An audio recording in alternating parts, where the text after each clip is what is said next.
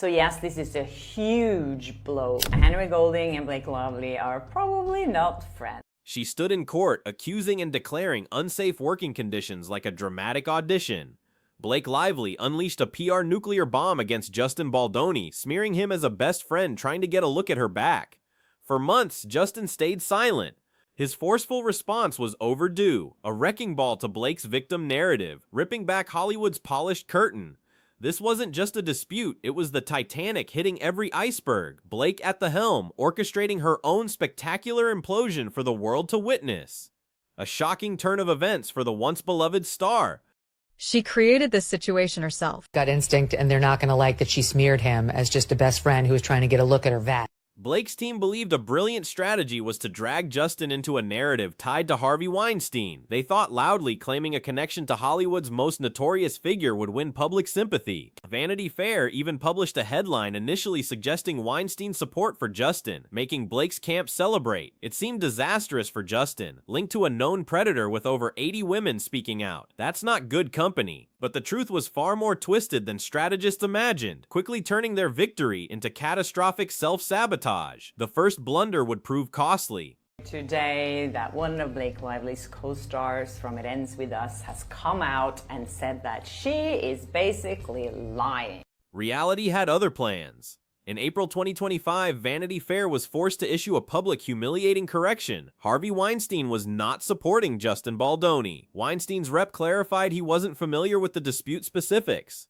In a damning twist, he added he'd only experienced polite and cordial interactions with Blake and Ryan Reynolds. So Blake, congratulations, it seemed you had the support of Hollywood's most disgraced figure after all. The irony couldn't be scripted better. Her team tossed an accusation like a boomerang, then looked stunned as it flew straight back, hitting them square in the face. Epic backfire. Countless social media feeds. 100 times the star power and regular power of anybody on that set was sitting there naked going, somebody please get me a cover. Multiple requests, get me a cover, get me a cover. And everyone just blew her off like. The boomerang hit with devastating force. Harvey Weinstein, the absolute last figure anyone would want linked to their name, was set to begin a new trial on April 15, 2025.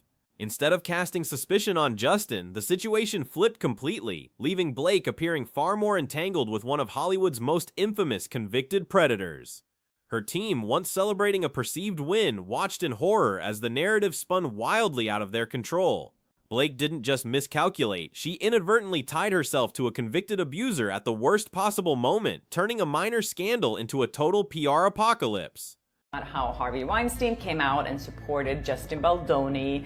I think it was TMZ who quoted him directly saying that he felt it hit him hard when he read what New York Times had done to Justin Baldoni, and he felt that they did the same thing.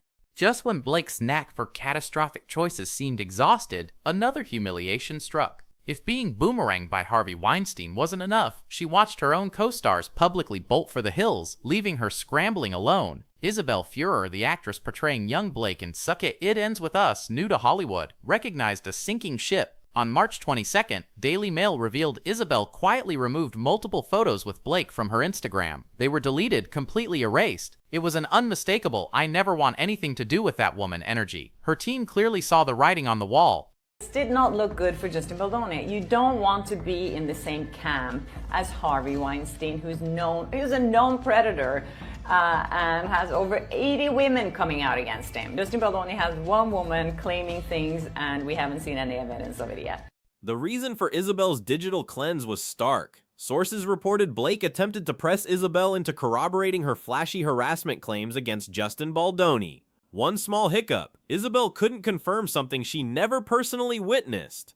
This might seem minor, but it's critical in any legal case. Isabel's team bluntly told Daily Mail she felt completely shafted. She was focused on her role, doing her job, not getting pulled into Blake's messy personal drama. And really, who could blame her for that decision? A young career was at stake, forcing a difficult choice. I think Blake Lively's team was like, yay, look, now Justin Baldoni looks worse because now he is supported by the biggest predator in history in Hollywood. But it turns out we were all wrong because Harvey came out and corrected this. To top it all off, Isabel's team revealed she was genuinely concerned about her career, supporting an accusation she hadn't personally witnessed could destroy her future instantly. It was almost as if Blake forgot not everyone is willing to torch their career just to keep the spotlight on her.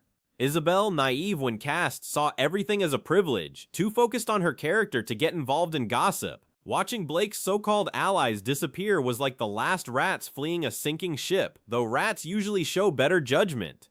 This signaled massive credibility issues in court, loud and clear. Vanity Fair had to come out with a correction, and they had to add a not. So the headline is now saying, "Congratulations, Justin Baldoni. Harvey Weinstein is not on your side." Just when Blake's chaotic situation seemed impossible to worsen, Adam Munchin delivered the ultimate plot twist she never anticipated. Adam, who portrayed the OBGYN in that infamous birthing scene Blake had been complaining about for months, finally spoke up. He swung a wrecking ball straight through her lawsuit. Adam didn't merely offer a polite denial, he went full force in an exclusive with Page 6, declaring Blake's sob story about feeling exposed and humiliated was essentially fiction. According to Adam, Blake wasn't some helpless victim, she was fully outfitted. The truth proved far less dramatic. Deleted some photos on Instagram with Blake Lively. This was in the Daily Mail as well. And they were referring to Elsie Elsrich, the creator who actually found. Adam revealed that throughout the entire shoot, Blake never uttered a single complaint. No whispers, no hints, nothing. She appeared completely fine until conveniently the moment arrived to file a lawsuit. Strange how timing works, isn't it? He confirmed she was fully outfitted in a hospital gown, black shorts, and an oversized fake pregnancy belly, basically like every actress filming a hospital scene.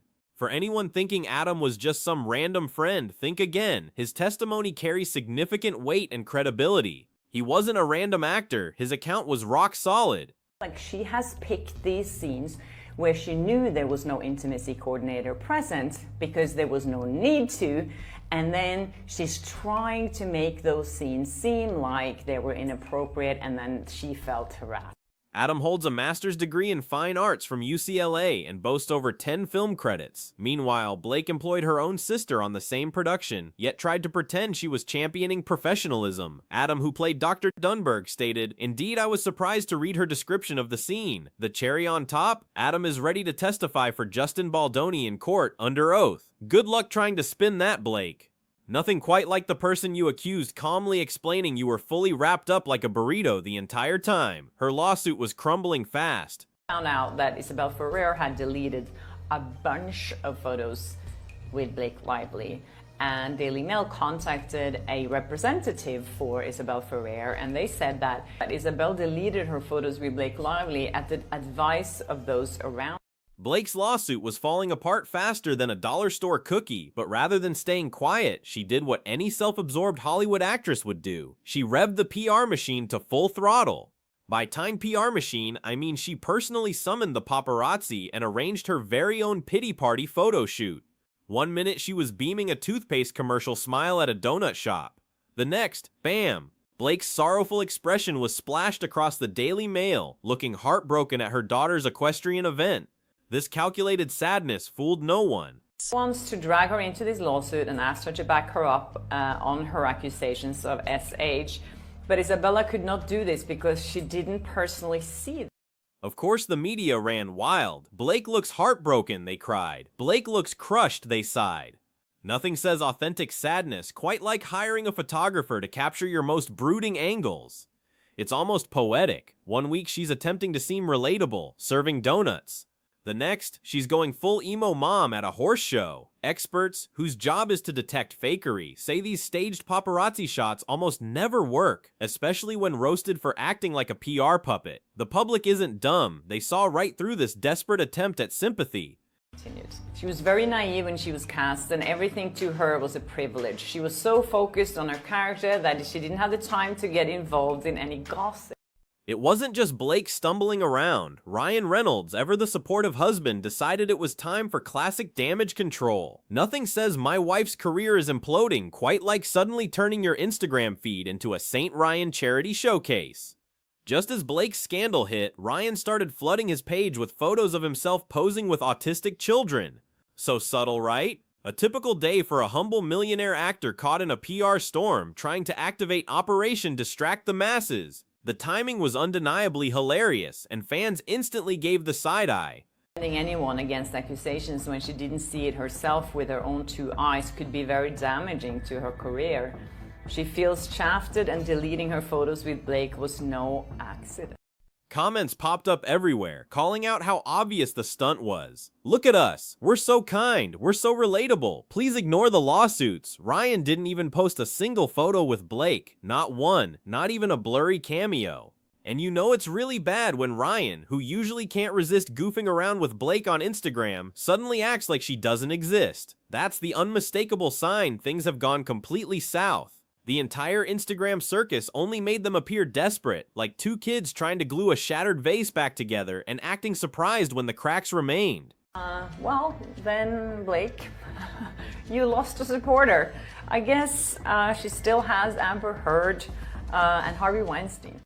Just when Blake's situation couldn't get more chaotic, Henry Golding quietly but brutally twisted the knife without uttering a single word. You know it's bad when someone doesn't even need to publicly shade you. They just hit unfollow and let everyone connect the dots. Henry Golding, Blake's co-star from Solo Simple Favor, unfollowed both Blake and Ryan Reynolds on Instagram. No drama, no explanation, just a silent, unmistakable rejection. Meanwhile, he's still following Anna Kendrick and Hugh Jackman, as if nothing's wrong. It doesn't take a genius to read between the lines. His silence spoke volumes. Now, Adam Weinstein came out exclusively on page 6, saying that that's not what happened at all.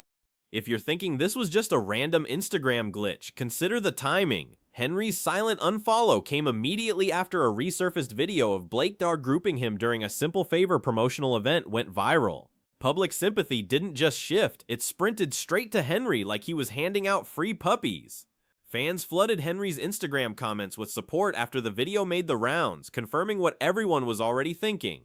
It was tough to argue a harassment case when there's evidence of you grabbing your co-star like a party trick. Henry didn't need an interview. Blake's own behavior spoke for him. I'm not going to speculate as to Ms. Lively's motivations for mentioning me in the complaint. Needless to say, my experience working with her is very different than the one she described in her lawsuit. To make things even clearer, Henry hadn't posted a single solo photo with Blake during Taka Simple Favor's promotional tour. Meanwhile, he was all smiles with Anna Kendrick, posing like he genuinely wanted to be there. Fans noticed, because fans always notice. When a former co-star quietly signals, "I want nothing to do with you," it sends a clear message that maybe Blake isn't the innocent victim she claims to be. In court optics, this was a disaster for Blake, a silent yet deafening condemnation that resonated beyond social media, further eroding public trust. Also said, I think it's obvious that they were friends, which I think is like, why wouldn't that be okay to hire a friend? I mean, Blake Lively hired her sister to be in the movie. So this guy, Adam, says that he has a Master of Fine Arts from UCLA, and I think he has like 10 movie credits on IMDb. So he wasn't just some random friend that Justin Baldoni just like put in the movie. Blake's circus of disasters wasn't over. Enter Stephanie Jones, the so-called PR Genelux, who somehow made everything even worse. Stephanie thought it was brilliant to file a motion to dismiss, claiming she never voluntarily leaked confidential text to Blake's team or the media. According to her, everything was subpoenaed, except there was one huge problem. The subpoena supposedly arrived after the leaks had already occurred, making Stephanie's excuse watertight as a paper boat. If you're going to lie to the court, at least try to make it believable. The timeline instantly exposed the lie.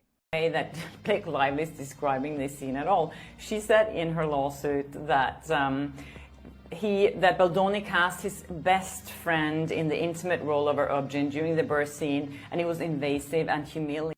The timeline was so messed up that even basic fact check instantly exposed it for the joke it truly was. If Stephanie's story somehow held up, it made Blake's team look like shady amateurs who couldn't even break the law properly. If it didn't, it showed they were handling illegally obtained evidence. Either way, it wasn't the sort of thing that makes a judge think, wow, what an honest and trustworthy plaintiff. This further underscored the chaos and desperation plaguing Blake's legal strategy, making her entire case look disingenuous. The repercussions were undeniable and severe. Played Dr. Dunbar in the movie, and he says, "Indeed, I was surprised to read her description of the scene. It also says here that he is willing to testify for Justin Baldoni. Meanwhile, Justin Baldoni's legal team had been quietly building a roster of real witnesses, like Adam Munchin, who knew what they were talking about. No panic, no shady leaks, no desperate PR stunts, just clean, solid, boring evidence. In a courtroom, boring and solid always beats messy and shady. Watching Blake's legal strategy fall apart was like someone trying to extinguish a house fire with a squirt gun. Every move she made only worsened things.